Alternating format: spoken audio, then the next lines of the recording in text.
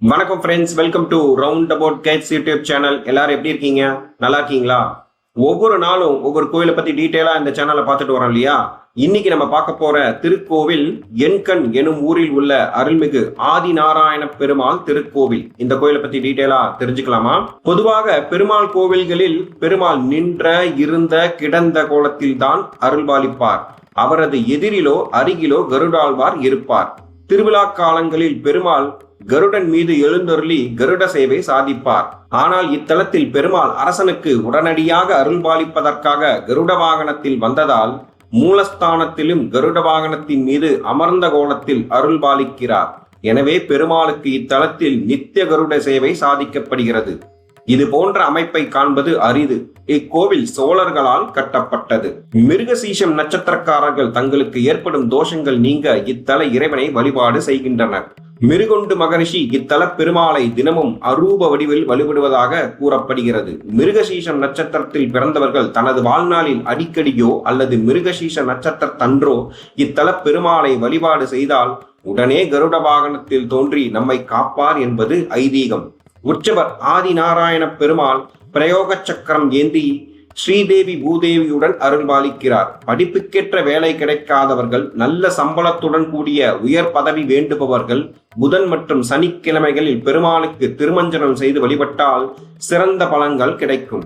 இங்குள்ள கருட பகவானும் பெருமாளும் ஒரே கல்லில் செதுக்கப்பட்டிருப்பது இம்மூர்த்தியின் சிறப்பாகும். மூலவர் தனித்தும் உற்சவர் ஸ்ரீபூமி நீலாதேவி சமேத நாராயண பெருமாளாகவும் காட்சியளிக்கிறார். இக்கோவிலின் தல வரலாறை பார்ப்போம். ஒரு முறை பிருகு முனிவர் சமீபனம், அதாவது வன்னிமரக்காடு என அழைக்கப்பட்ட இத்தலத்தில் பெருமாளை குறித்து தவம் இருந்தார்.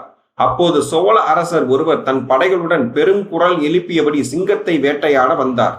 இந்த சப்தத்தினால் முனிவரின் தவம் கலைந்தது.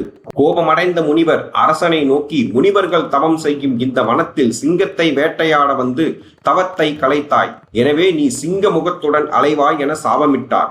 வருந்திய மன்னன் தனக்கு சாப விமோச்சனம் தரும்படி மன்றாடினார். மனம் இறங்கிய முனிவர் விருத்த காவேரி எனப்படும் வெற்றாற்றில் நீராடி இத்தல பெருமாளை வழிபாடு செய்து வரும்படி கூறினார். அரசனும் மனமுருகி வழிபாடு செய்து வந்தான். மகிழ்ந்த பெருமாள் கருட வாகனத்தில் காட்சி தந்தார். பெருமாளின் அருளால் அரசனுக்கு மிருக முகம் நீங்கி பழைய முகம் கிடைத்தது. இதன் காரணமாக இத்தலம் மிருகசீஷ நட்சத்திரத்துக்குரிய கோவிலாக போற்றப்படுகிறது. மிருகசீஷ சக்திகள் நிறைந்த எண்கண் தலத்தில் தைப்பூசத்தன்று விருத்த காவேரி எனப்படும் வெற்றாற்றில் நீராடி வழிபாடு செய்து வர வேண்டும். கருடன் மீது பெருமாள் அமர்ந்து காட்சி அளிக்க, மயில் மீது மால்மருகன் முருகனும் காட்சி அளிக்கும் போது உனது சாபம் நீங்கும் என்று முனிவர் கூறினார். மேலும் சிம்ம வாகனம், ரிஷப வாகனம், மயில் வாகனம், அன்ன வாகனம், மேஷ வாகனம் போன்ற 108 வித வாகனங்கள் செய்து இறைவனுக்கு பெருவிழா நடத்த வேண்டும் என்றும் நல்வழி காட்டினார். முனிவர் கூறியவாறே மன்னன் பூஜைகள் நிகழ்த்தி இறைப்பணிகள் செய்து நல்லருளை பெற்று சிங்கமுகம் நீங்க பெற்றான். இக்கோவிலின் மூலவர் ஆதிநாராயண பெருமாள், உற்சவர் ஆதிநாராயண பெருமாள், தாயார் ஸ்ரீதேவி பூதேவி, தலவிருச்சம் வன்னிமரம், புராண பெயர் சமீபனம் வன்னிமரக்காடு, இப்போது இருக்கும் பெயர் எண்கண். இக்கோவில் எண்கண் சுப்பிரமணிய சுவாமி திருக்கோவில் அருகிலேயே அமைந்துள்ளது. அருகில் உள்ள ரயில் நிலையம் கொரடாச்சேரி, அருகில் உள்ள விமான நிலையம் திருச்சி. மீண்டும் ஒரு நல்ல பதிவில் உங்களை சந்திக்கிறேன். இந்த வீடியோ உங்களுக்கு பிடித்திருந்தால் லைக், ஷேர், சப்ஸ்கிரைப், கமெண்ட் செக்ஷனில் கமெண்ட் செய்யவும். நன்றி, வணக்கம்.